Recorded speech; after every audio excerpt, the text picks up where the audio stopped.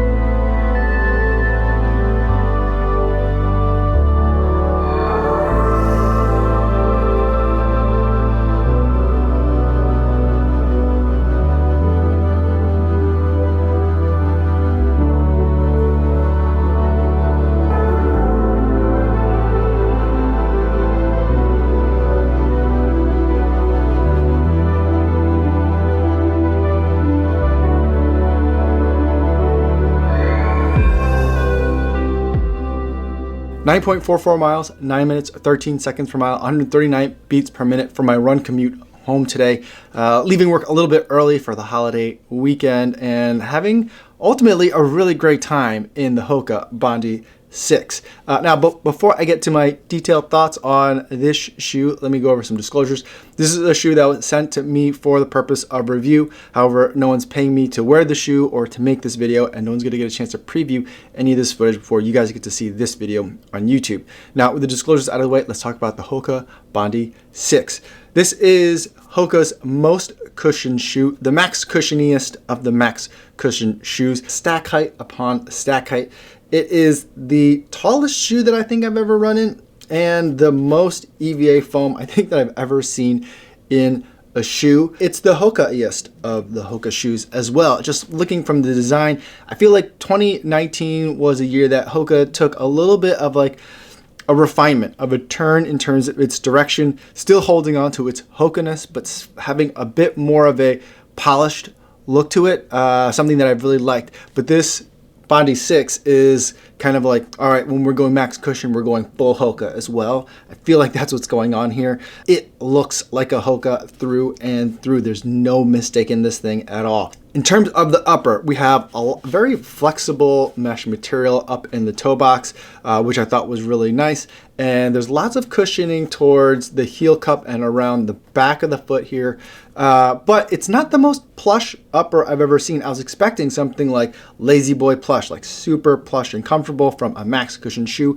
I didn't quite get that. One of the areas that I feel that like most prominently is in the tongue. It just seems like a regular, somewhat padded tongue, but not like a plush tongue. So I do think that as far as max cushion shoes go, in warmer temps, this would be nice because typically the more cushioned the shoe is, the more padding there is, the more heat and more of a sweat sponge it becomes.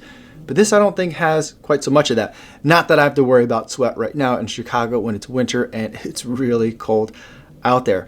The one thing that I did notice, because this tongue isn't all that cushioned and because it's relatively short, is that I was kind of like digging in the top of my foot a little bit, not in a painful way, but it's something that I noticed. Overall, I felt like there was some, not sizing issues, but I think some break-in is going to be required on this shoe, both in the upper and in the midsole as well. But in the upper, what I was feeling is I felt like it was snug up in the top of the foot. I felt really great sizing in the toe box. But I also, as I was running, it felt like it was a little bit loose in the heel. So I didn't feel like I was like getting the benefit of any of this cushion in the back here. I'm hoping that it's going to change over time and that the fit will kind of like dial in as the shoe kind of gets used to my foot as I get to spend a little bit more miles in it. Now, in terms of the midsole and how it performed, when I put this on, I was expecting to feel like I was stepping on some pillows, but that's not really what I got. Instead, I just felt like I was stepping on a tall shoe, which makes sense. Now, I was also thinking that the insole was going to be super plush as well, and I didn't really quite get that. And so for my first couple of miles, I didn't feel like this was all that much of a max cushion shoe. It just didn't feel all that different. It's got an early stage meta rocker in here too to kind of get you through your foot strike. It's got the beveled heel as well, so that it gets a little bit out of your way as you're running in the shoe. And in a lot of ways, the road dynamics reminded me a bit of the Clifton 6, but I definitely felt like the extra stack height. It wasn't until about 5 or 6 miles into the shoe. Now, the thing is, this run, or the footage that you saw, wasn't the only run that I had in it. I actually commuted to work as well, although that one run had to be cut a little bit short. But in terms of my total mileage, after about like 6 miles, maybe 7 or 8 miles in the shoe, that's when I started to notice a change, and that's when the shoes kind of started to feel a little bit better for me. I started to feel like, I don't know if my foot was, again, if it's like a break-in thing where I'm like, it was getting into the insole and the midsole a little bit better, and I felt like, okay, now I'm starting to feel a little bit more of that cushion. And I think the difference in that I can kind of explain it is that at first, when I was first running in the shoe, it didn't feel like I was cushioned. It felt like I was insulated. Like no matter what I was running on top of, I wasn't feeling it. And so that's kind of like the initial sensation that I got. As I ran a little bit more into it, getting past kind of like the 10K mark in total, I definitely felt like I was kind of not sinking in, but kind of sinking into the EVA a little bit, and I was starting to feel a little bit of cushioning or softness in the shoe. Not to say that this is like the most soft or the softest shoe that I've ever worn, but it started to feel a little bit better. I was starting to understand this shoe a little bit more. So I'm looking forward to more break-in with the shoe. The other thing that I'm going to keep in mind is that by the time I was done, so I had about total with the run in the morning and the run in the afternoon, I had about like 11 and almost 12 miles in the shoe. And by the end of my run in the afternoon, my right foot felt really tired. Like it had been working really hard. Like it didn't hurt, but it felt very fatigued. As if, I don't know if because it's softer that, or because of just all this EVA foam, I don't know if my foot is like working harder in there or trying to figure itself out a little bit more. And so I don't know if it was just working more than it's used to working. And so my right foot felt really tired, like in the toe like area and the joints. So I don't know if anyone else has experienced that. That's kind of like the main takeaway that I experienced in it. Didn't feel any of that in the left foot, but in the right foot, definitely felt it. So another thing that I'll be keeping an eye on. This is a shoe that I'm going to be relying on for my recovery days or just my easy, low, and slow days. And so definitely will be reaching for this, and we'll be looking forward to it because I do think it's a pretty comfortable shoe overall. And I want to kind of put more of this like max cushioning to the test to kind of feel how it's going to feel when my feet are at their most fatigued.